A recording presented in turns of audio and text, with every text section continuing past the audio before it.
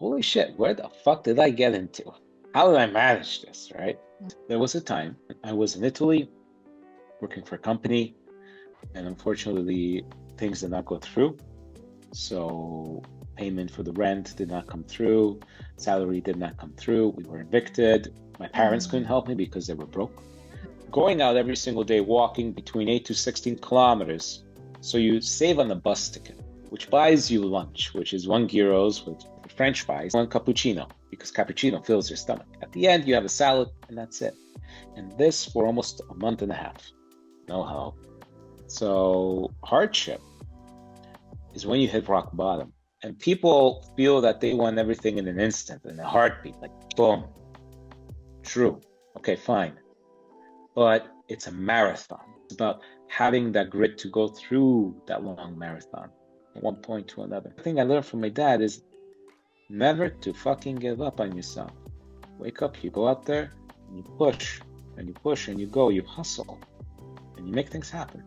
Because that's what you got to do, is be true to you. It was really rough. Like, it was a really tough situation. You're just feeling very down, or you just don't know if you can handle it. When you are stuck in that down low, because we do get stuck, especially when we start working on ourselves. People think, oh, I'm doing self-healing work. It's going to be nice because I start here and I go to therapy. It's going to go up and up. Fuck no. So many years, that comfort zone of yours was the foundation piled of shit. Feel that the healing is actually being okay with that. We probably going to go back and forth. And it's just this, it's okay. This is life. This is the journey. For me as a kid, I mean, I loved movies. And for me, movies always took me to a different world, a different journey. I mean, from the spaghetti westerns, which were fun, to the Scorsese movies, the gangster movies, which, like I said, growing up as a kid here, I felt like being in the Scorsese movie itself, right? Being at the Italian restaurant with my uncle and everybody being there playing cards and talking was the same thing I could really relate to because it had the same vibe. And I just loved it. We are fully on. We are fully on. Our Italian-born Alessandro Sparta. Oh my God. Thank you so much, Sandra, for being here. My pleasure. So appreciated. You are so many things. You are CEO, founder of LCA Studios. We're going to talk about that today. You are a fantastic actor. You're an amazing coach. You're a therapist and master chef. I love your food, by the way. It is so good. So, but you know what? We're going to start with like something new today. How do you feel? I'm absolutely, but first of all, you just melted my heart. I don't know what to say, but I'm always good for new stuff. So why not? I'm all the way is. Good. You're feeling good? Oh, absolutely. Absolutely. Okay. You know what? We've had a lot of beautiful conversations. You're a very open human being. You're very supportive. You go through hell and back for people in your life. That's kind of how I met you. And we got to know each other even, better. And what shaped you? I mean, what made you to this awesome human being? Can you just tell me? Because wow. you really go one step further. And I was live there when I saw it. We're not going to talk about what it was about because this is all personal. But Alessandro Sparta, Sandro, what made you? Besides my parents? Is it your mama? It's the mama, right? It's always the mother. Actually, this is an interesting thing. It's both. It's both for my dad's side, my mom's side as well. But for me, we humans have lots of languages of love that we try to put it simply, we radiate. For me, it's caring, it's food, it's being there, it's paying attention as well. It's a lot of things. I mean, what really shaped me to be who I am today is exactly how I want other people to treat me as well. So it's something which I give outwards, which I want to come back So, like almost like karma in one way. But I mean, we could say it was an easy road. People think it's easy to choose to be kind. It's easy to just be out there and radiate and be solare, as Italians would put it. Solare, tell me. Well, yeah, What's solare, solare? like What's the sun. Solare solare? means Oh. it's like flary. It's like the sun. It's like Oh. radiant. Yeah, You know, it Valeria always knew that creates that. obviously because she speaks Italian like you, but I don't, okay? Well, What are you there you talking go. about? You spoke Italian in my film to perfection. Thanks to Sandro, because as I said, he does everything. So he coached Well, me. thank you for Amazing. that. Amazing. And yeah, so going back to what shapes us in life, it's something that we always have to really, I mean, putting shits and giggles aside for a second, but when we really look at it and we really reflect it, I mean, first of all, we could say thank you and fuck you, Nietzsche, in one way. Another is the fact that when we face hard obstacles in life, it always puts us to the test. One of those tests is from a movie. I just want to quote. Is what they were talking about, and the quote goes something like this: "Is that when you lose money, you lose something, like small thing, but it comes back. When you lose health, okay, then you lose a part of you, but you're still alive. You still got something. But when you lose character, you lost it all." And that's something which is very fundamental. Is that whenever we face hardships, we do face despair and everything else, which tests us to show our integrity, our grit, our decision, and our commitment, our willpower. Let's put it this way: how much do we believe in ourselves, and how much do we believe that yes, things can change and shift to the better? But of course, this is not just sitting down and meditating and, well, not doing anything. It's about also taking action and pushing through. I mean, with today's technology and everything, I mean, things are going in light speed so fast. I mean, we got TikTok, we got Instagram, we got YouTube, we got Reels, we got this, we got that. And people feel that they want everything in an instant, in a heartbeat, like boom. True. Okay, fine. But it's a marathon. People think it's a short race. Okay, sure. Maybe you raced and you got your 5 minutes. And what? What about your endurance afterwards? What about your resilience afterwards? Because you think easy come, then it might be easy go as well. It's not about that. It's about having that grit to go through that long marathon from one point to another and not giving up. So going back to what shaped me was even though I know how humans are, that there are some that will use you, some that will be leeches, some that will take an advantage of your kindness. And of course, it's up to us to say, okay, where's the boundaries? Where does it stop? Right? But it takes courage, especially for us actors or as humans who believe in themselves, to show themselves as they are to the world, like being naked, right? Because we do all wear masks and barriers, but when we fully embrace ourselves, we are naked to the world. And that takes a lot of courage because then we're vulnerable.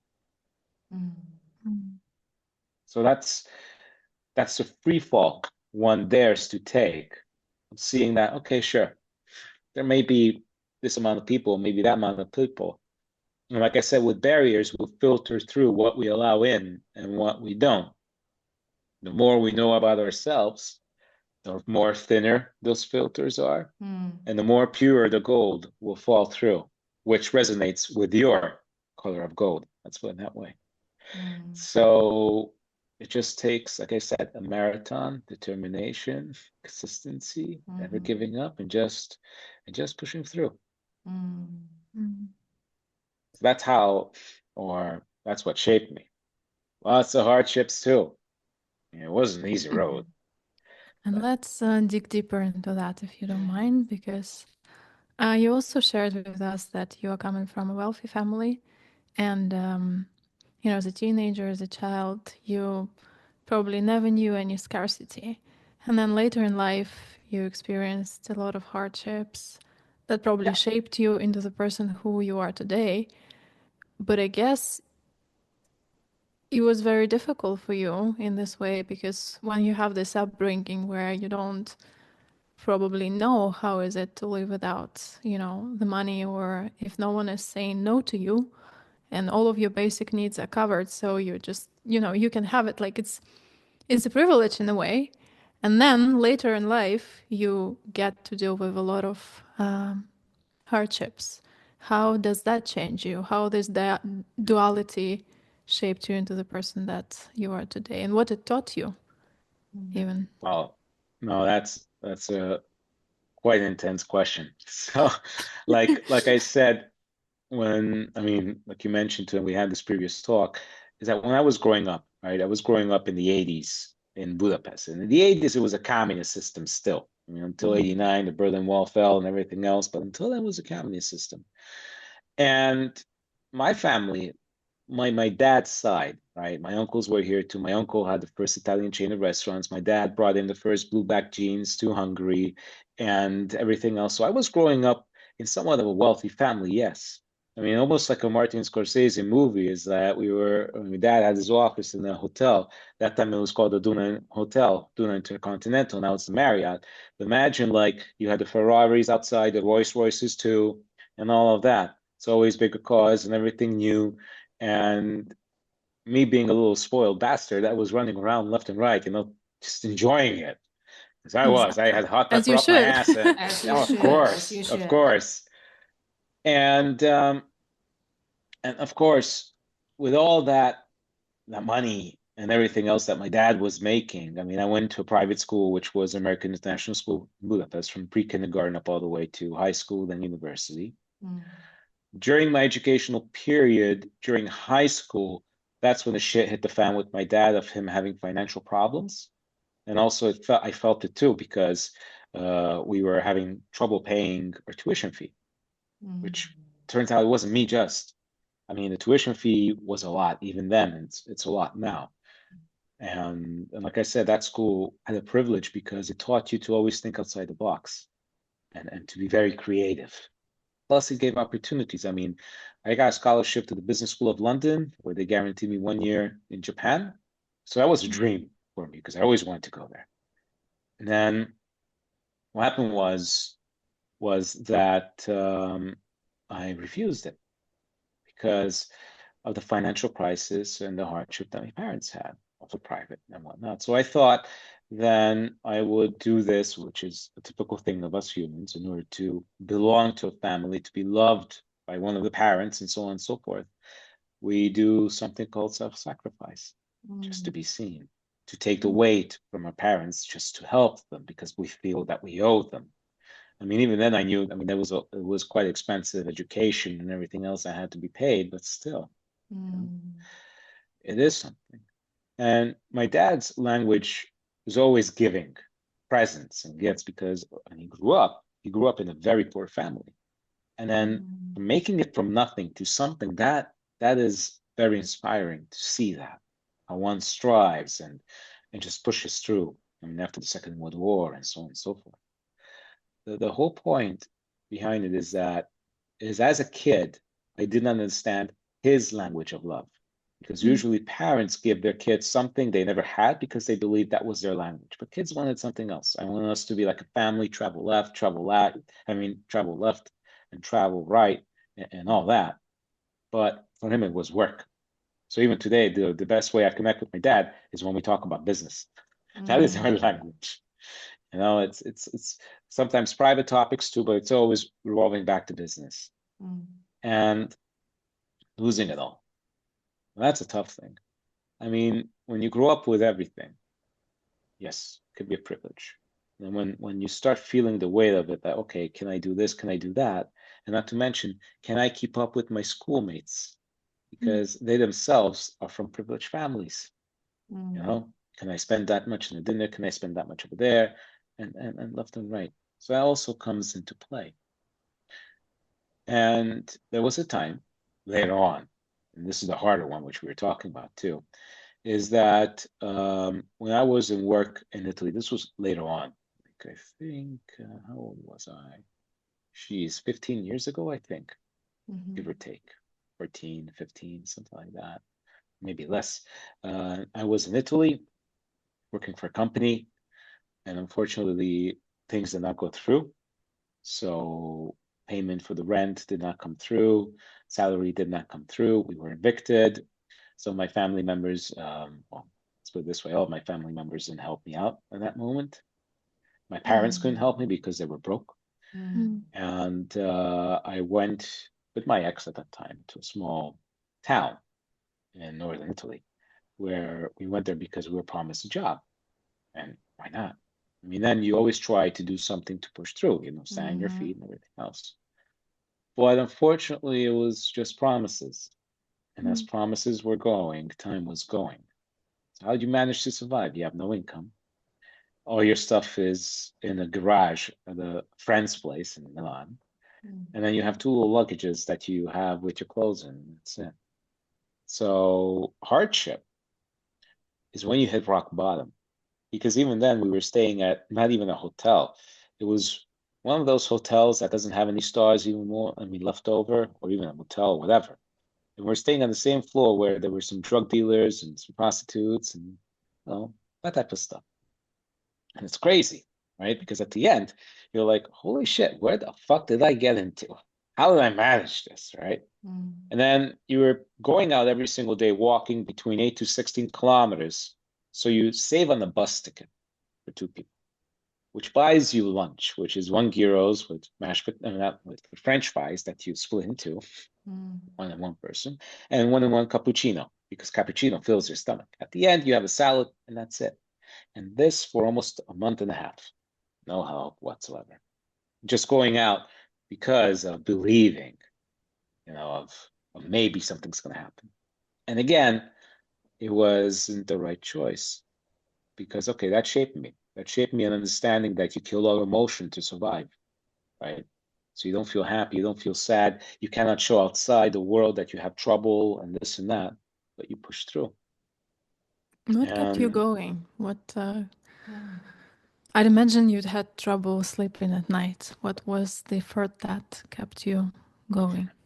For me, what kept me going is not to show how broken I am at that moment. That was the other strength, to show the world the resilience and the strength and the grit that one has. Because the moment you admit defeat, it's over. It's game over. You fall in depression, you lose. And what kept me going was the hope that, okay, today's the day. I mean, we were searching for jobs left and right. We were waiting for people to come back regarding that, but nothing happened. Nothing, just promises, promises, promises. And every day just going out and pushing through. And luckily, my dad and my mom managed to scrape together some money to pick us up and bring us back to Hungary. Now that's when the shit really hit, is that the PTSD came out, because you're in survival mode, right? Yeah. Being in survival mode is like you eliminate all emotion, everything. And then it has a toll. It has a toll physically on your body, on your state of mind, on concentration and all that. And yeah, so I went into a fuck you world type of mood, where I just locked myself out of the world for like 2-3 months. Easy. That was tough. And looking at it prospectively, it's understanding also value with it. Because yeah, it was a long ride. It was a very strong and hard journey. But it did shape me to who I am today, with more of understanding of other people, of other people's objectives and pain or whatnot, how easily we can connect as humans, and all of that. So yeah.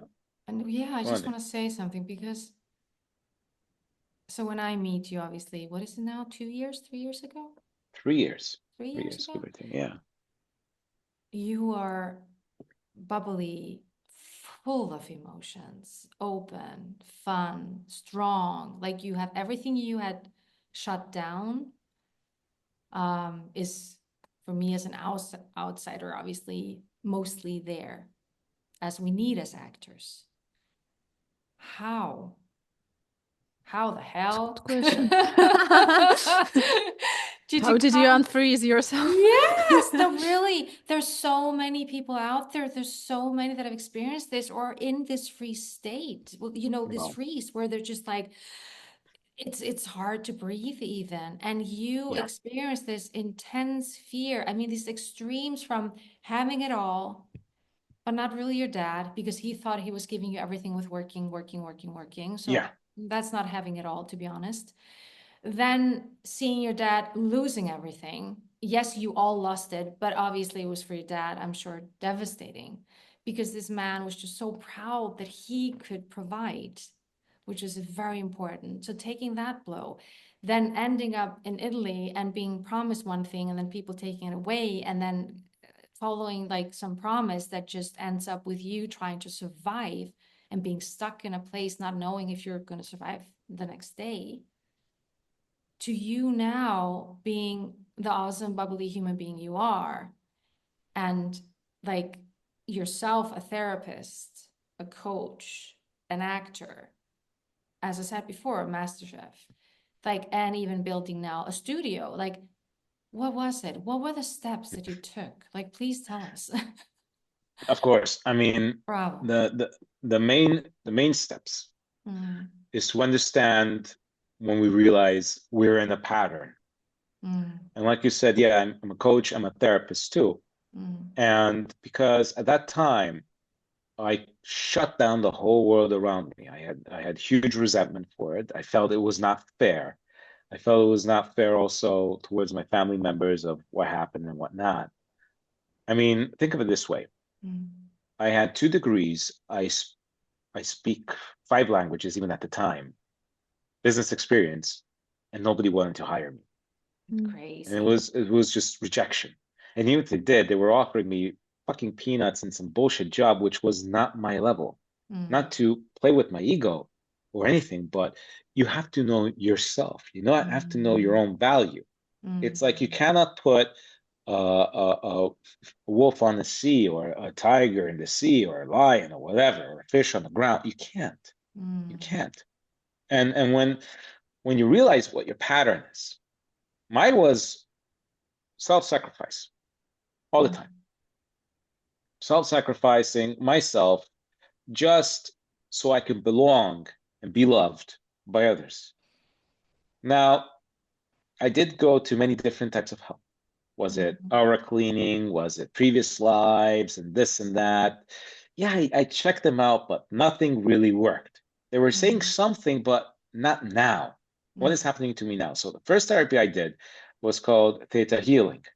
But before that, the first actual therapy I did was when I started to take Aikido back, because I used to do Aikido as a kid. And I went into a small community and I started working with children. And this is interesting, is that the moment we shut off our emotions, we actually shut off our little child, our little me, mini me, to protect, to survive. And that means it was a time to rebond with our little self that throughout the years got lost, got somehow put in the basement, or locked up, you know, up in the attic just to keep safe from all the monsters and all that shit. So doing that, I got into community, yeah, but then I started doing something called theta healing to understand my own pattern and everything that was blocking me. Now, what it taught me, and it was really effective, is that we all have behavior patterns. One would be, this was mine, in order to be loved, in order to belong somewhere, in order to be valued, I have to take the dreams of other people so that they will recognize me, therefore sacrifice myself, because that way I will be valued, which is a fucking paradox. In other words, I have to sacrifice myself and it's still fucking failure for love. Kind of fucked up, isn't it? But that's what I had. That's what I had going. So that kept me going in one way. In the meantime, learning how to meditate through Alan Watts, that also helped to to understand that there's no such thing as future or past. What that means is being in the present. So if we're thinking of always escaping into the future of where I want to be and whatnot, and that state, the PTSD state, right? I was so much escaping into the future, mainly into the past. And the future is, I want to be happy there, but I'm not happy here. So I project it there, but I'm not doing any action right now to get there, but it would be great to be there, right? The past, however, is all the anger, all the grudge you can have with your parents, with business associates, with family, with the past events. And you always lean into it. So you have flashbacks and you talk to yourself and all that constant shit. And that happens. It's because there's so much rage and anger in it. But the true rage and anger I had then, realizing it, was towards myself, not the world, but towards me. Because at that time, there was something I believed in, which I don't believe anymore. And that was compromise. Compromise, in my definition, means you make a choice, not even a choice. You decide something without fully taking responsibility out of hope. Maybe if I do this, they'll recognize me. And then when the shit hits the fan, oh, but I sacrificed so much because I wanted that. No. No, I believe in choice. I believe that I put up the percentages that, let's say, okay, if I take this choice, I know there's this chance that I'll fuck it. It'll get fucked. It won't work. It's over. You know? Or vice versa. I'll get fucked. Doesn't matter. But if I take that chance and the bigger one will prevail, then I know what I get into. But if the shit hits the fan, I'm like, okay, I knew this might happen. Done. Next. I don't go in a journey which is based on hope and something futile. No, absolutely not. You don't get stuck there anymore. Like No. No. And then I did the next therapy course, which was family constellation, which really helped me understand of why we behave just to be loved, why we behave just to belong, to be seen, and giving and receiving. So those are the three main rules of family constellation. And that is the external. How we as children take the weight and the destiny of our parents just to be loved or to keep the family going, or just to cherish and value our life. So it's like that. And that helped too. But it was a journey. Like I said, 14 years was when the shit hit the fan. And even now, there's one emotion I'm still recovering somehow, which I don't have, is a feeling of being proud. I don't have that. It's still lost somewhere. So I wouldn't say I'm healed 100%. Fuck no. It's a work in fucking progress. But when you are stuck in that down low, because we do get stuck, especially when we start working on ourselves. People think, oh, I'm doing self-healing work. It's going to be nice because I start here and I go to therapy. It's going to go up and up. Fuck no. Beginning, you start and you fall down because for so many years, it hurts because for so many years, that comfort zone of yours was the foundation piled of shit. Yes. True. So You know, the get rid of it. curious thing is that I feel that the healing is actually being okay with that. So it's not that it's gonna end. We probably gonna go back and forth. And it's just this, it's okay. This is life. This is the journey. And I won't be attached to like feeling shitty now because, you know, it's a journey. It's okay. I'm right now maybe here, then I go here, then I maybe go again low. It's fine. It's all fine. But you know what? I'm curious how you even discovered therapy, because this is something not, I'd say, I don't know. I mean, I don't want to sound cliche, but it doesn't seem like the person who has that sort of upbringing as you had, you know, that sort of mental toughness. That is not something that I would expect be very counterintuitive for you. How did you discover it? And did you have any sort of aha moment when you did your first session? I don't know, maybe after a month. How was it for you?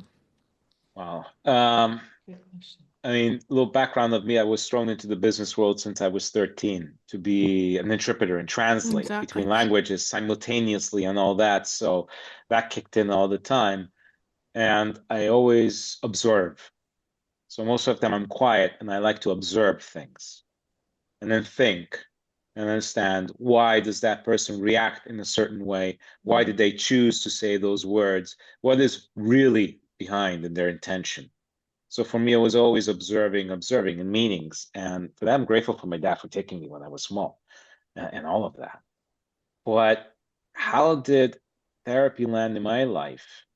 It's simple, because it's one thing, you live your life and everything else, but when you realize the reoccurring patterns and you do not understand where or how the fuck they come to be, right? From Yeah. from where and which place and so on and so forth, you start to question.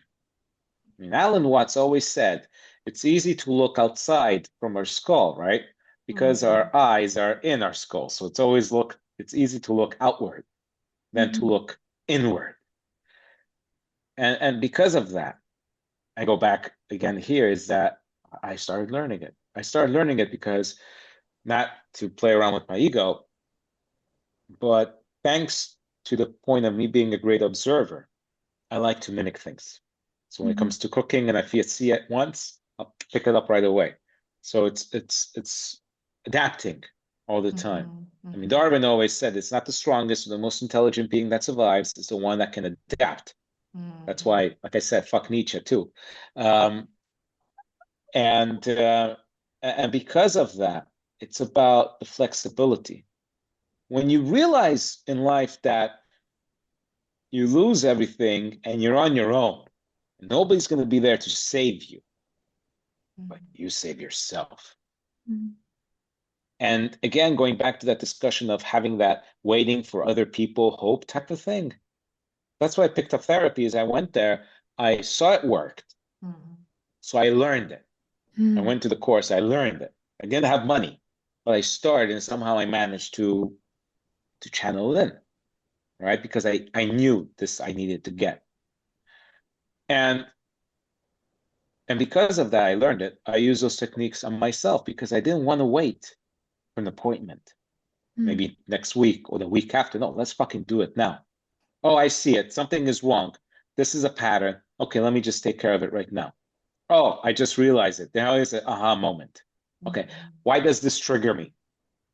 So I try to take 3 steps behind and watch it as a bigger fresco than to always be in it and see why it affected me. And most of the time, when we find ourselves in the shit moment, even now or whatever, we may say, okay, this is shit now. Let's just wait a little bit, have time go, and then see, why did that shit happen? Maybe that protected us. Maybe we weren't ready. Maybe there was something better happening down the line, or something that will happen later on, but in a more positive way to people meeting or business or anything. So, I know, I mean, yeah. So what I hear you saying is, and I want to tap into that a little bit, we are picking your brain now, just so you know. Go ahead. We love it. We love having you here. Thank you. I mean, go ahead, pick my brain. If I pick your brain, you said shit's hit the fan. So it's really rough. Like if it's a really tough situation, you're just feeling very down, or you just don't know if you can handle it, or you say you wait. Is that what you're saying? You wait, How about you're taking this? steps, obviously, but you are kind of not reacting out of that situation. Is that? Let me put it this way. When you're in a given situation, you have to always be true to yourself. Nobody else is going to live your life. Nobody else is going to be truer than you to you. And that's the thing. People take your time granted and take you granted and think, yeah, this and that. Oh, forget it. It's all about you. So when you're down, and trust me, I had times even a couple years ago when There were moments where I had like, what, a couple of euros in my pocket or even nothing for a couple of days because I was waiting the salaries to come in. Was I a bit down? Yeah. But was I depressed? Fuck no. I said, you know what? Fuck it. The sun is shining. I'm healthy. I'll do whatever I can. I'm going to go out for a walk. Because that's what people think too, is that they associate so many small things that you need money. Okay, sure. Yeah, you need money, of course. You want a cup of coffee or yeah, whatever. But do you need money to go for a walk? To give gratitude to nature? To just sit down and just relax for a minute and say, okay, this is not that scary. What is it that I want to change right now so I won't be like this tomorrow? The biggest currency we have is time, because that time is constant. We can't bring out the past. We cannot, pull in the future right away. It's being present at the moment. So what we're going to do with our time? That is the biggest thing that people forget, is that is a real value of currency. Money is energy. It comes and goes. Just like I said at the beginning, money comes and goes. Doesn't matter. You can be up, you could be down. As long as you have character and integrity and strength to just pull through, you'll survive. And that's the other thing I learned from my dad, is never to fucking give up on yourself. Wake up, you go out there and you push and you push and you go, you hustle and you make things happen. Because that's what you got to do, is be true to you of getting there. You know? And that's what you did a few months ago with LCA Studios, which is crazy how fast you were able to put this thing up and just get it running. And please tell us about LCA Studios. Well, Why? LCA, why? Yeah, for whom? And All right. the vision. I'd love to hear that. So LCA Studios is for lights, camera, action. Cool. And the reason why I named it Lights, Camera, Action is because that's the real essence of our field when it comes to show business. We need, just keep it simple. Lights, camera, and action. Let's go. Let's do it. So at the beginning, I thought creating it in a way that it's a community for education, for workshops, for actors to better their skills, right? Internationally.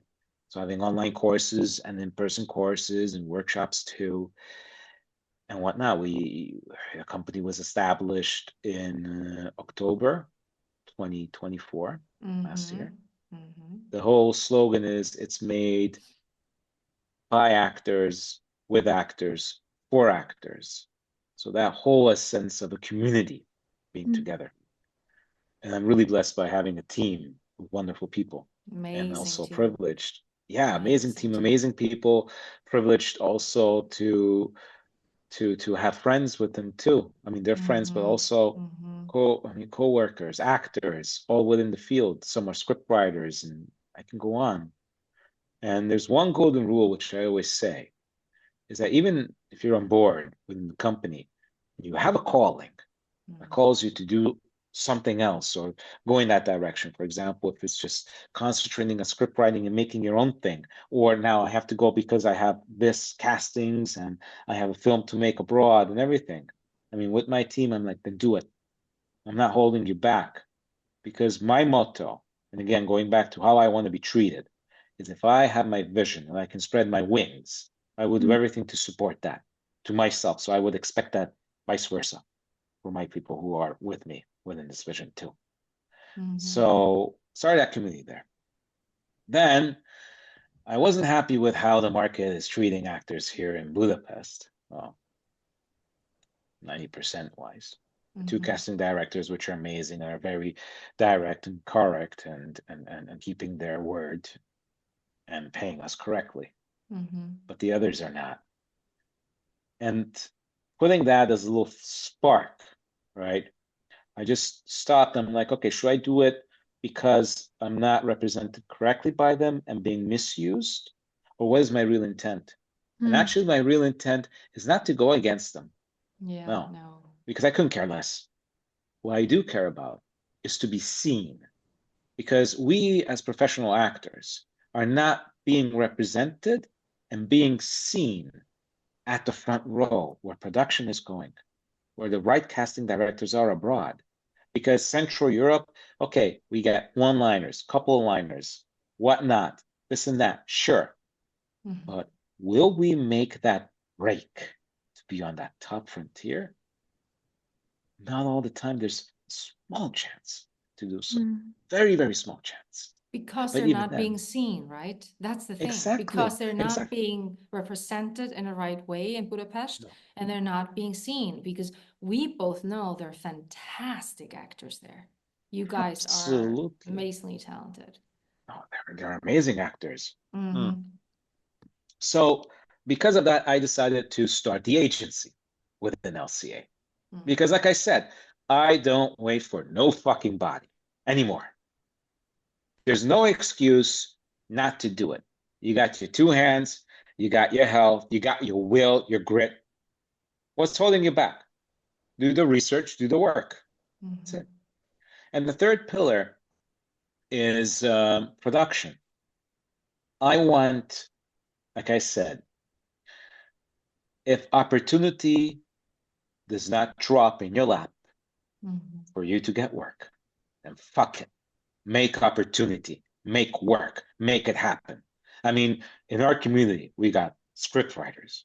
We got people who can use a camera, who can use the mic, who can use the lighting. We have that willpower to create something from nothing. It's like you say, okay, let's do a university project of a short movie that we take to a festival. Why can't we do the same thing? What's holding us back? Budgeting? Fuck that. All the greatest movies were done with the smallest budget because people had one thing in common, and that is to really show that power, strive, passion, and that dedication of the craft. And they made it happen. All underdog stories start with that. And that's about it. And that's, again, when I say I don't believe in competition, because I don't believe in fucking competition. Competition does not exist. If you do sports, sure, because that's in the given framework. Boxing, Muay Thai, whatever, Jiu-Jitsu, or athletics, sure. Okay, you compete within that set of rules, sure.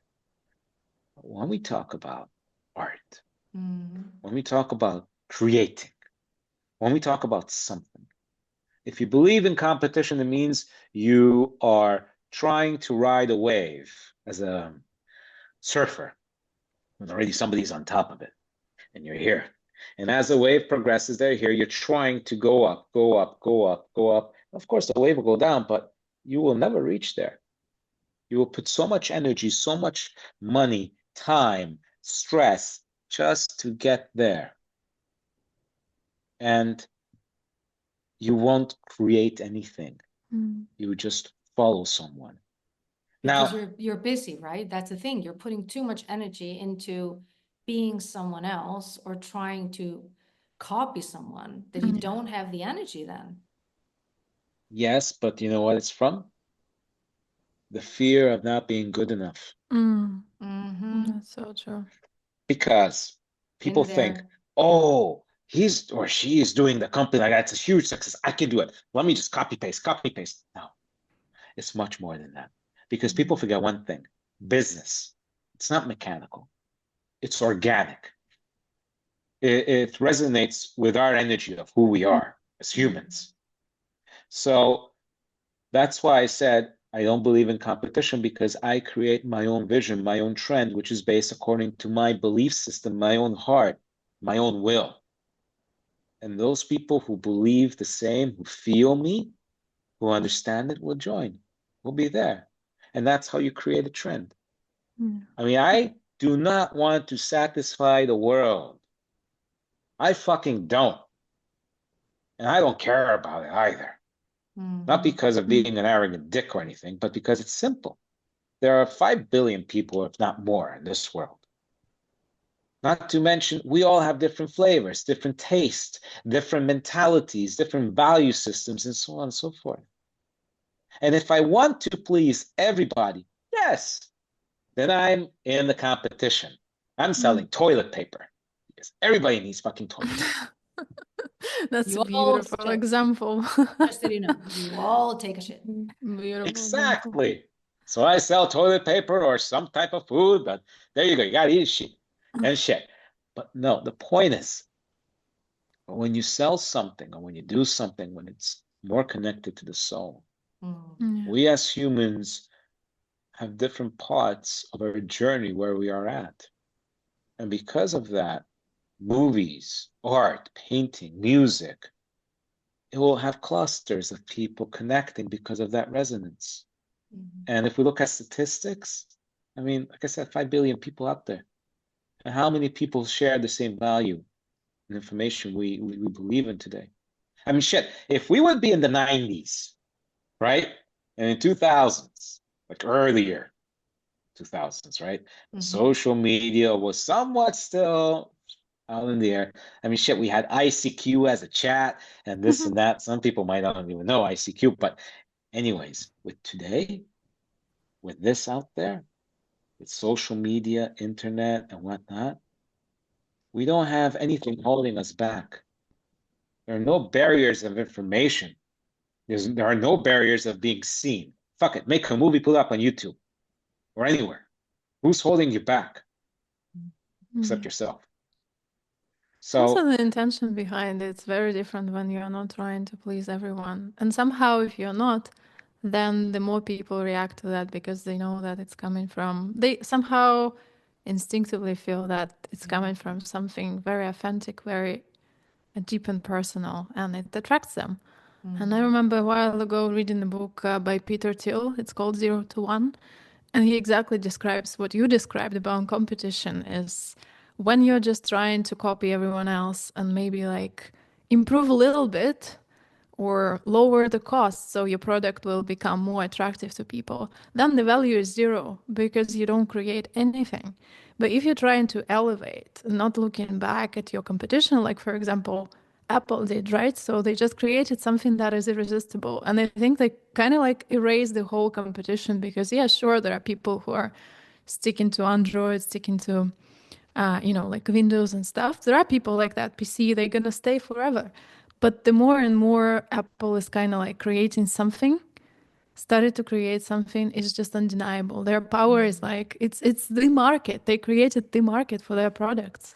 And everyone followed. And it's, I think, because they never tried to outrun anyone. They just rediscovered the phone, they rediscovered the computer and the experience, which is more important of, individual user. Like, how is this experience is different from, not even different, like, how is the unique?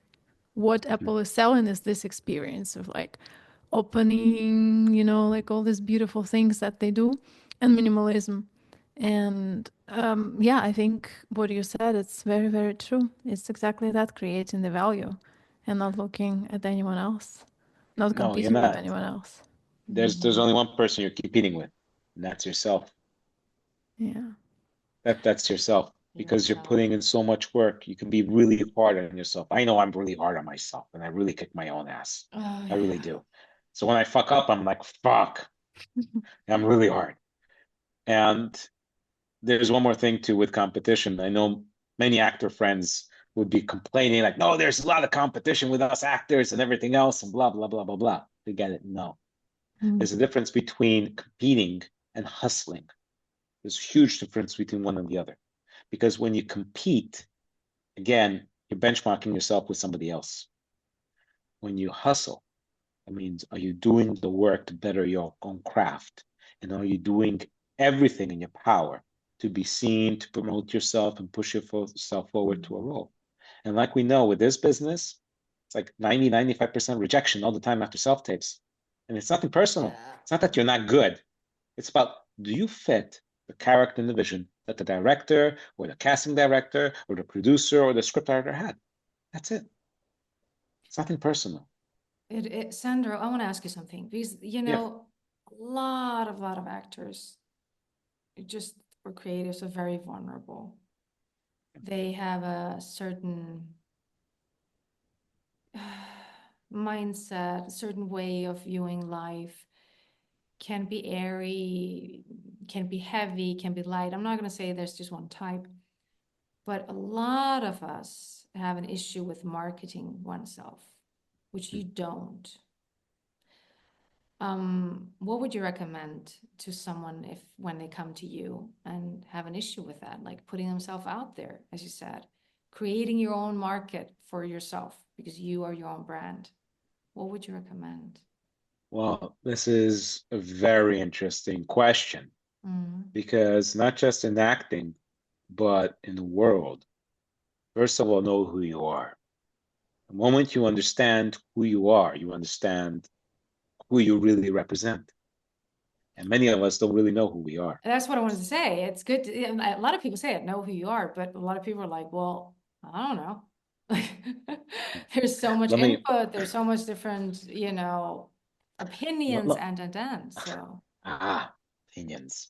Again, who we are is reflected by opinions of others, or who we are is reflected on what actions we take with ourselves. I mean, if we look at the opinions of others, then you're lost. Forget it. And you always try to make up to everything just to belong and whatnot. But when you realize who you are, and that's again going back to the little child me that can be lost along the way, is to rediscover yourself. Therapy is nothing to be ashamed of because it's the same thing like you go to the gym, you work on your body, you do therapy, you work with your mind and your soul. You need that. So body, mind, soul. Those are three pillars which are important for that balance. Yeah. Like Dr. Seuss wrote, which is one of my favorite books out there, is The Places You'll Go. And even he wrote there, it's like it's all a balancing act. And it's great. I mean, it's written for adults, not for fucking kids. They should all read it once. And if they come to me and they ask, how should we market ourselves? Now, if we look at acting, when you act, you need to understand what brand character, what stereotypical character do you fall under? Me, I would fall into like a New York wise guy, gangster character, whatever, or the psycho type, the killer. Just a little bit, just a little bit. Yeah, just a little bit. Get out of here. Or the Italian, whatnot. But along those lines, I mean, I would not play, I don't know, a Brit. I mean, I don't have the looks of a Brit. I mean, they could maybe do a little bit of an accent, but forget it. But to do New Yorkie, that's very close to me, the tough guy, that type of thing. I would fall into that category, right? But if, let's say, somebody from Central Europe wants to play... Look at me. Just look at me. What would I fall into? Oh, you would fall into many categories. I mean, definitely Northern Europe, Scandinavian, that area, German, that place, absolutely Germanic or that part. You would not fall under like a Southern. No. I mean, from Tennessee and all that. No, you wouldn't. So that's the point, is that once you understand what category you fall under, prep material that will support that. And it's not because you're unable to act a different character, but because it is an advantage to know what tools you have in your hand and exploit it to the max. Because then what happens is you're giving an easy task for the casting directors to pick you. And it's also increasing your success level because you understand that I will not play that role. So why the fuck should I put myself forward for that role and make a self-tape for that role when I know I'm not going to be chosen? Just for practice, then do it for practice. That's okay. That's no problem at all. Practice it. Maybe it'll work. Give it a shot. But know that it's different. If they look for, I mean, I had to do a self-tape for as a Russian. Do I look Russian? No. I've done the Russian thing too. I can do a Russian accent, but I don't look Russian at all. Maybe a Jewish Russian. Who knows? Jewish Russian. It doesn't matter. So that's what I would say. Is first of all, understand who you are, then understand your strengths and exploit your strengths. to make it better. Create your show reel according to that so that you can push forward with it and make choices accordingly. If you want to, have jobs in Hungary or Central Europe where the pay isn't the best, but it will be great to create your IMDb credits, do it. No problem at all. But in the meantime, get yourself an agent that's also abroad. Build those relationships. And that's the other thing too. People believe that, okay, just because I can act, it's done. Unfortunately, There's so much more behind it. And that's the thing about work, is that it's always a lot more that one has to think about. Marketing, the education, the investment, and also have a secondary job or another job on the side that will keep you afloat. I mean, even myself, I do a lot of things at once. I multitask. Do I love doing them? Yeah, I do love doing them. But I do them because I need to have that income to push forward, to also push my company forward until it starts auto-generating in a way that keeps itself fully afloat. But until then, you hustle and you do what you got to do. I think when we go back to like knowing yourself and marketing yourself and finding, your core values and stuff like that, I think I would recommend is I'm a coach myself. When I coach people and myself, I have my coach too, because it's always like, if you feel stuck, as Sandra said before, get help. If you go to a psychologist, you need it, please go to therapy. Therapy is amazing. Find the right therapist. Do it. Get support. The same with if you are taking steps, you're an actor or in business, whatever it is, like, invest in yourself. You will not regret it. You won't. I have never, ever regretted it.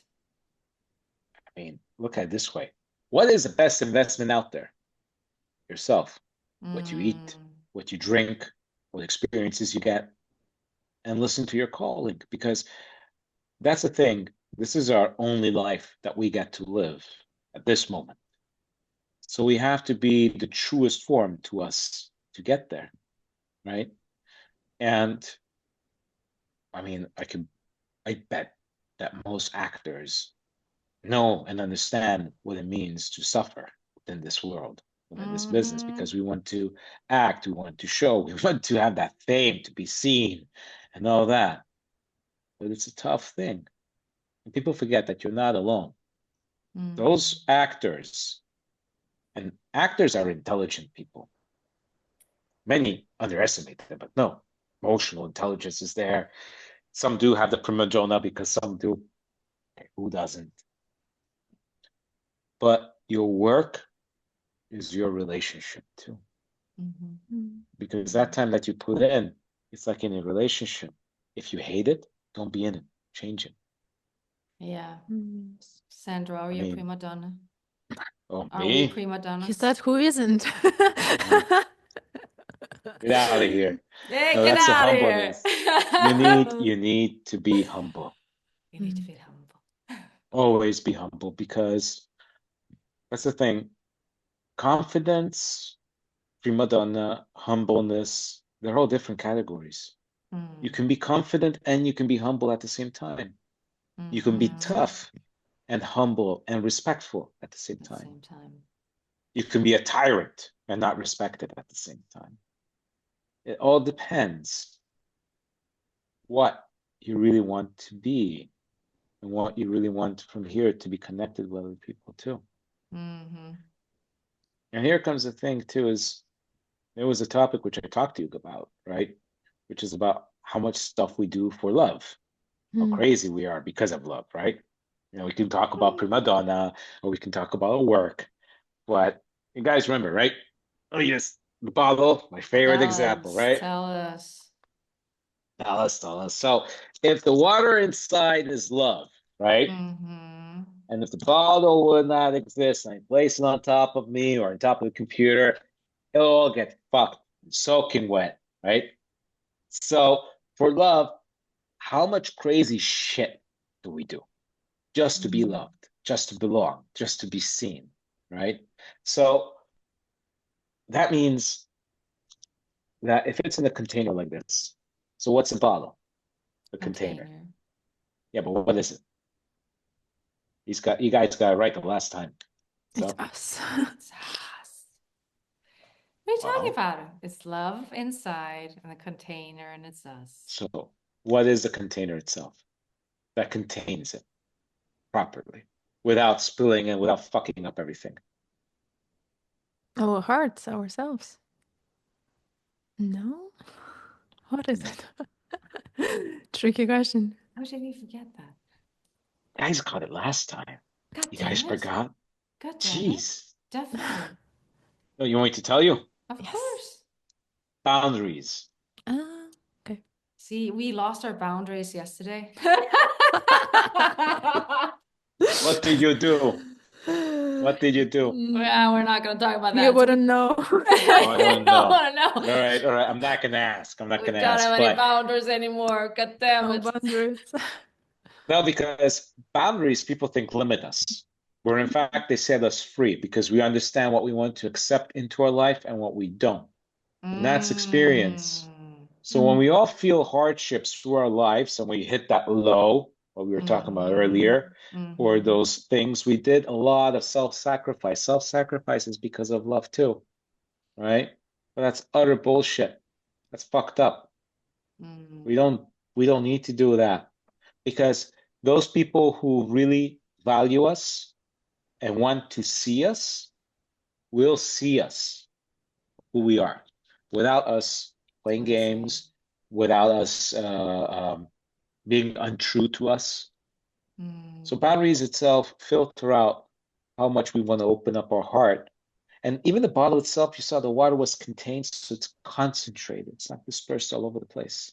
That means it's pure. It's pure energy. The more pure it is, the more powerful it is. So with that boundaries sending us free, there's also the boundaries we put with other people. And that's all right. There's nothing wrong with it, actually. Because that's also showing how much respect you have for yourself and how much dignity and love you have for yourself. So if you meet a person who's a prima donna, whatever, with your boundaries in place, you could say, okay, have fun. I'm out of here. Enjoy the playground. Enjoy the playground. It's not for me. That's the show you're putting just for yourself. Yeah. Absolutely. And also playing the victim is another topic because when we hit rock bottom, we love playing somewhat a victim, right? No. When we look at movies, when we play characters, do we start off by being a victim all the way? No. We always want to win because that's what's it about. You have to always push through, no matter how, you're hit down on the ground, how hard it hits, you always have to get up and move forward because life is like that. You will face challenges. At one point, you overcome it. And here's another thing people talk about is that, I got in that shit. It's so hard to get out of it. Why is it hard? I mean, it was easy to get in it, wasn't it? So it's easy to get out. What's holding you back? The fear that you lose power by getting out, you can't play the victim anymore. Oh my God, that's just so horrible. You could play the victor, but not the victim. So, what would be interesting? I really want to ask you about this because I know, and I would love everyone else to hear the way you use everything, your whole knowledge, and obviously as a therapist and as a coach, but as a therapist particularly, and family constellation, how you view the characters that you are playing. I would love for you to talk about that, how you work on it, Well, using all of that knowledge, life experience, and the therapies and stuff, analyzing characters is a different level. And the reason why is because in family constellation, when you do therapy, you learn one thing. Don't be judgmental and learn to have empathy. You may not like the character, but you can be empathetic, have empathy towards it. But don't judge. As an example, I had to play a character who was the antagonist, right? But by understanding the relationship with the father and then with the family, understanding the neglect that person got, and understanding the essence of what he had to do in order to be seen, to get his power back, and so on and so forth, it became just why that character is a psychopath and a killer in one way. And I enjoyed playing that character. Did I agree with the means that he did? Me, as a private person, no. But do I understand why he behaved the way he behaved according to certain aspects? Fuck yeah. I mean, when I coach on set, or also when we have our scene work Sundays, and I look what people, put up there, I always ask the following questions. Is that, okay, who's your substitute? Don't say the name, but do you have one? Because in acting, what we usually do is we tend to substitute. And here's an interesting thing. Many different techniques use different things. I mean, I do love the Chubbuck technique because it's very deep. However, it utilizes a lot of trauma in it for the substitution to get you really kick rolling at that high RPM, to get that energy in, which is great. But if you do a lot of self-work, you don't have trauma in your bag of goodies. And what good does it take, to rip, your wounds open? Nothing. So then we go with a different technique, which is sourcing off of the other person. But how can you source up the other person? And here comes the interesting thing, is when you understand what you want from the other person at every given line. But that means that your singing partner has to listen to you and react, not anticipate, but listen. Because then it's a whole game of, there and back, becomes organic, becomes alive. And you can go a little bit off the script because the momentum is there. The essence is there of adapting and making it real. So with psychology, what is actually meant by every line or every word that character chose to say or deliver to the other character? Is it just the front, which is a lie? And what is the real intent behind it? How does he or she want the other person to feel? Does that character who he, she is talking to actually himself or herself as a child, a resemblance of a parent? How was the character's childhood? What did he or she have to go through? So you do all that background work. Then you also do the work of the love languages. People think love languages are all, sunshine and rainbows and all cookies and all good. No. Violence is also a language of love. And this is the scary thing. How? Simple. Because a kid growing up in an abusive family can only connect to the family through abuse, even in their relationships going on in one way or another. Maybe not 100% the same abuse, but a little part of it. If that child has been vandalized, raped, or whatnot, they have a tendency to do the same thing lower down the line, because that's the only way they can connect to their inner child self, that pure kid, to get that power back. And we can go on and go very deep in it, but that's still a language of love. I would like to ask you one thing about that. Yeah. Because I have the feeling that people that have gone through that they, some of them at least, they then, it goes inwards, like they start punishing themselves.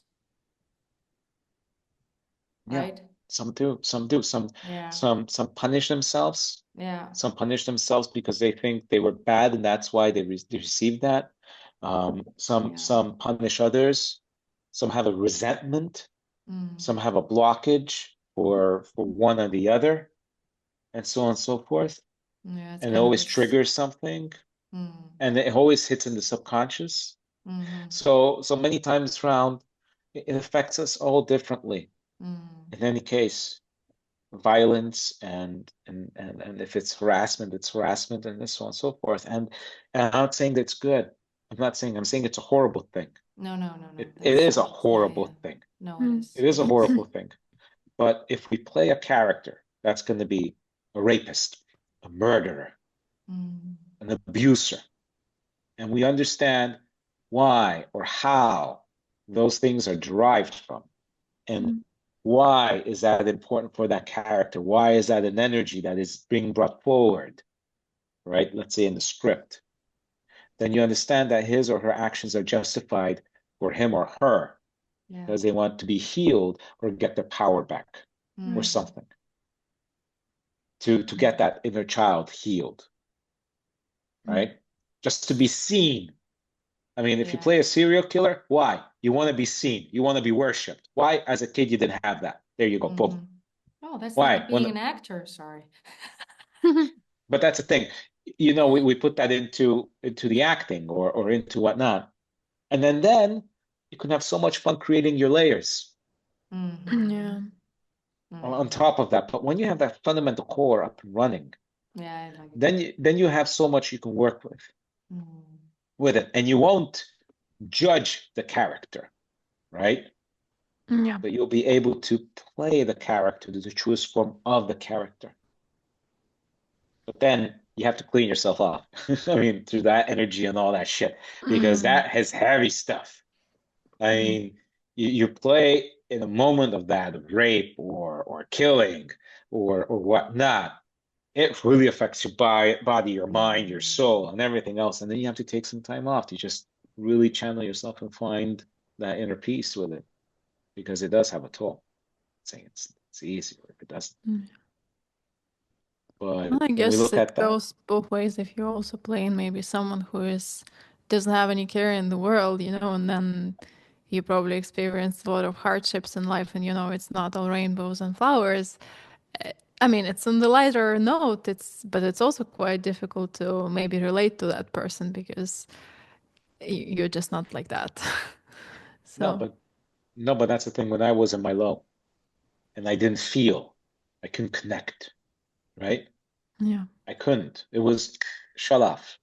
So at that point, it's the same thing. You slowly open up step by step. Slowly open up. I did have my purpose of finding myself, but I was very much in me. So if you play a character that's really disconnected, you can use it. Because my objective was to overcome everything by excluding everything, not to feel. Because if I have to feel, I will die. Because it's so fucking overwhelming. Preservation, basically. Absolutely. But if you understand these patterns of why behave in a certain way, right? Then it's so easy to implement it in your character development in a script or in a scene. Because you understand that in that objective of what the character wants to achieve through manipulation, through words, and that is that. Then through action, how he behaves or she behaves physically is that. And how that shifts and changes during the script if he or she receives what they want to receive or they don't. Then how will they react? Because you have the fundamentals there. And then you experiment. I mean, the fun thing, which I love to do when I was in set coaching, is that when we got their safety net, right? And the safety net means we have to take that the director wanted. It's all good. And I'm like, okay, guys, we're going to do one more. Now let the fuck go. Spread your wings and just be. And then when they do it, it's better than the safety net because there's no more pressure. They feel that, okay, we have it done, but now we spread our wings and we can play the character. We can be the character, right? That's the beauty of it, is that when we all do the previous works and we're in it, and then we let go, we know the lines, we don't care, then we react. It becomes more humane, more real. That's true. It's beautiful. You know what? Sandro, there is one question that we cannot let you go without asking, and it's on a lighter note. We never actually get to know how the creative journey started for you, because you are from the business world, and as a teenager, you help your father and you observe the business side of things, and you're natural at that. It's clear as day, even the way how you talk and how you structure your thoughts and everything. But what was for little Sandro? What was filmmaking? What was movies, storytelling? How do you relate to that at all Wow. as a child? Shit. For me as a kid, I mean, I loved movies. Mm. Growing up, I mean, we had VHS or the TV or somehow satellite, which was really hard to get, but we had that. And for me, movies always took me to a different world, a different journey. I mean, from the spaghetti westerns, which were fun, to the Scorsese movies, the gangster movies, which, like I said, growing up as a kid here, I felt like being in the Scorsese movie itself, right? Being at the Italian restaurant on my uncle and everybody being there playing cards and talking was the same thing I could really relate to because it had the same vibe. Mm. I mean, especially that my dad's from Sicily and my uncles and my cousins and so on and so forth, but it had that big vibe to it. And watching also movies like from Stallone, the Rambo or Rocky to Schwarzenegger's Conan, which was like all manly testosterone thing, but that had its magic of everything behind it with the creativity, right? Mm. Storytelling. And of course, we had the science fiction, Alien, and all of that, which took it to a different level. And I just loved it. I always believed and I always felt a calling for it. Mm. But along the way, that little kid went into a different direction, went into the direction of taking the destiny of a parent or parents just to be seen and belong, not my own dream, right? Mm. I mean, shit. At that time, because of limitations of internet and information and all that, people were not like, you know what, doesn't matter. Your dream is your dream. You go, you do it. Don't be afraid. Don't be afraid that if you go to university to London, you got a scholarship, get a job, do something on the side, keep yourself afloat. It's okay. You'll make it. You want it, you get it, you're gonna make it, right? And you need that support. You don't hear that a lot. I mean, you couldn't at the time because it wasn't Absolutely. that open. Yeah. And then I rediscovered it. I rediscovered the world of acting more or less the time we met, Ava, over 3 years ago. Really? Yeah. And through acting, what I love Mm. is I can use all the acquired skill sets through these years and use it in any moment, any scene, because of all the life experiences I had, Mm. the hardships, the good parts. I mean, I had to do an audition a couple of days ago as a chef. Okay, I easy think as I it, know how to do that. right? Yeah, exactly.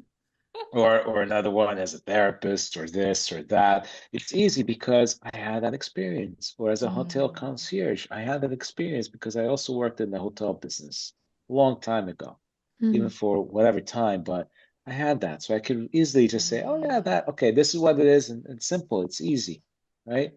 So now I feel that everything matured, or like not just matured. It's ripe. It's a Mm-hmm. fruit. Mm. It's ripe to be used Mm-hmm. or utilized to create something. And some things take time. It's like a woman who's pregnant. You need 9 months. 9 months to give birth. It's not like one day to another. Forget about it. It takes Mm. 9 months.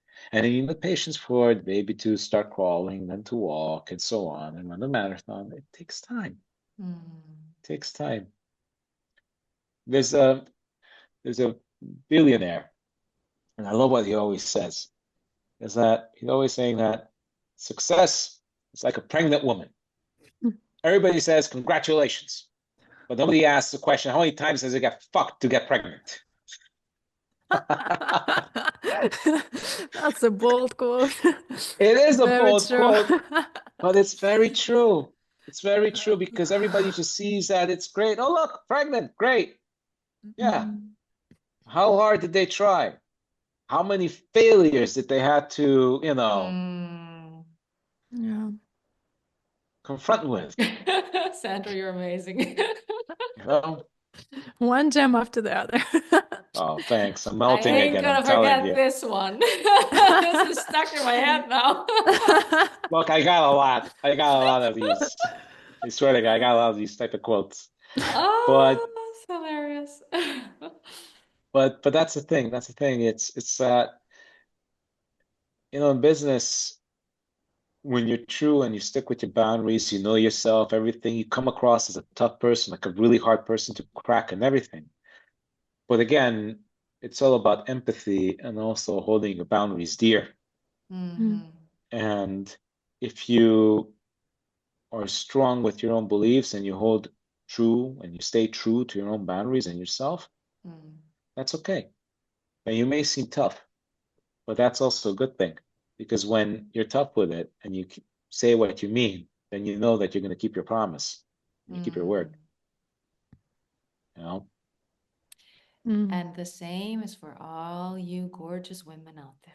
We are allowed and fucking should have boundaries. Let's really work on that. Let's work on and I'm working on it myself. There's every day something new or something pops up where I'm like, I thought I had that, but no. So that's okay. Let's look at it again. But what you're saying is true. It's like boundaries is so important for all of us. And here's another thing which is important.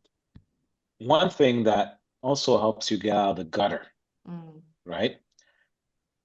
And the gutter can be anything. It can be relationships, can be business, can be past experience, can be anger towards parents and whatnot. It's what we say in family constellation, is that sacrifice was the price I had to pay to get where I am today. The failure of that relationship is the price I had to pay to either find my true love or to be free. That failure of my choice, or that choice I made, was the price to where I am today. Because had something been different, it would be different. Had I gone to England with that scholarship, we would not be sitting here today. I would not have LCA up and running. And I can go on with everything else. So once we understand that that is a price we had to pay, and then we say, no more, that's done, I have no more debts, it's finished. And I will remember that energy at the beginning because I did it out of love, right? That self-sacrifice, whatever. I will stay true to it by behaving and acting differently to commemorate that memory, not by repeating it with failure, but with success, because that's the respect I can really give to that price. Then things shift. Then everything shifts. Because you will not, because you will not be attracting it as a magnet. Yeah. Law of attraction. I mean, you guys know, law of attraction is if I think I want this, or I feel it, it's going to come to me, right? So people want, let's say, fame or money. Okay, let's say fame and money, very close together. Okay, you want to be rich, you'll be famous, but if in your childhood and through your parents you learn that money brings hardship and conflict and always suffering, then that means money equals suffering. At one point, you want it, the other point is pulling you back. Your head wants it, but your biggest magnet is here, your subconscious, your heart. So how do we overcome it? Is we work with those traumas, because otherwise it's just not a straight line. It's like maybe no, and then falling down, and it's a pattern that reoccurs. It's the same thing, like I said, with failure or relationships and hardships, the price that we had to pay to commemorate that failure. Let's say a relationship, okay? And let's say it's our first love, or the one we lost our virginity to, because that's the first thing that is imprinted in our subconscious. Then we will always find a partner that resembles that person in one fraction or another. Because that failure of that relationship, right? It was good, even though afterwards it was shit or whatever, but we will always bring somebody in just to remember that, because that was an important point of our life. And once we let that go, like what I said before, we will not bring it in. That's why you say the price, the failure of this was the price I had to pay to be free today. And everybody who was coming afterwards were a mere fragment of that too. So all those relationships failed because the first one had to fail too. And I had that bittersweetness. So that pattern was always coming up with happiness and the loss, happiness and rejection, happiness and whatnot. If it's cheating, it's cheating. If it's just being rejected, it's being rejected, whatever. It's always like that. So if we take that formula and we implement it into business, into whatever, it's the same thing. That's our subconscious working with us. That's the magnet working with us. That's why it's That's so why. important, as you said before, to go to therapy, have a coach, work on these things, because a lot of times we're not aware of it. You just know, like, wait a minute, why doesn't this work? It doesn't make any sense. And then when you start working with someone, they can help you look at it from the outside. And Exactly. that's magical. That really is magical. Because it's all in your subconscious, right? Mm. When it becomes, when it comes to the surface, when you see it, that's when you see it. What we say is the truth heals, no matter how good or how bad it is, how funny or how sad, the truth heals. Because that moment you're confronted with it, you see it. It's black and white. No figgly foggy shit. It's black and white. And because of that, you can make a choice and a decision, which means that you take responsibility on that. So that is why self-work. I mean, look, when we're born into this world, our parents craft us, right?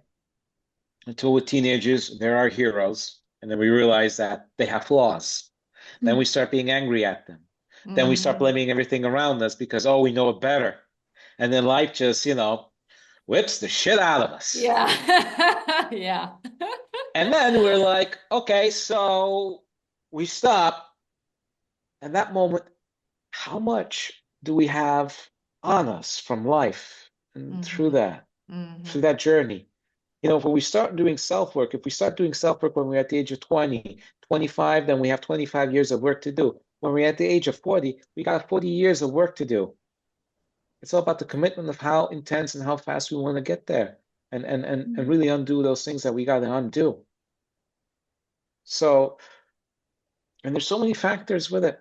We are all different. We come from different households. We come from different religions. We come from different belief systems. We come from different experiences in life. We're not the same. We're not. The only way we're same is that we understand that life can be fucking tough. Yeah. But then it's up to us what the fuck we're going to do with it. So education of how to coach yourself, how to do therapy, how to better yourself. Fuck yeah, do it. It's an extra skill and it's an important one. Yeah. Yeah, definitely is. Sandra, this has been amazing. We're so thank you lucky guys to have you. Thank you. I mean, I'm lucky to have you guys. I mean, seriously. I mean, I've known you guys and you guys are amazing people. And what you guys are, doing right now, having these podcasts, pushing forward and making this is also about your dream, your calling, making it true, which is a work. I mean, it's a constant work, keeping it in consistency and bringing people together and creating this awareness is a beautiful thing, because that's what I said. People who see you, who resonate with you, they'll connect. There's no question about it. It's true. That They is connect. true. And you don't have to prove shit. And I am sure there are a lot of people out there, you gorgeous listeners, and if you're watching, you need to see Sandro. He's amazing. How can they connect with you, reach out to you, work with you as an actor, as a coach, as a therapist, as a chef, as also with your studio? Like, where's the best place? I hope we're obviously going to get all the links. We'll have them in the show notes. Yeah, absolutely. please tell us. Absolutely. I mean, people can reach out directly to me on Instagram if they want. We have our website, which is www.lcastudios.eu. We got various email addresses there. We also have our Instagram account, which is with LCA Studios International, but I'll give you all the details so people can double check. Put it in the show notes. Absolutely. And there's I mean, it's easy to reach out. I mean, even to me, it's what, Sandro, Sandro, at LCA Studios.eu. I mean, at the end of the day, this is what people sometimes forget, is they think they're alone, but they're not. So to reach out, yeah, definitely. Even when it's about the agency part, how can we be part of your agency? We set up a meeting one-on-one with the actors to see if there's a synergy between them. What I always say is this, is that many agencies want exclusivity right away. We don't do it. And the reason why we don't do it is because I am in that belief that it's like a relationship.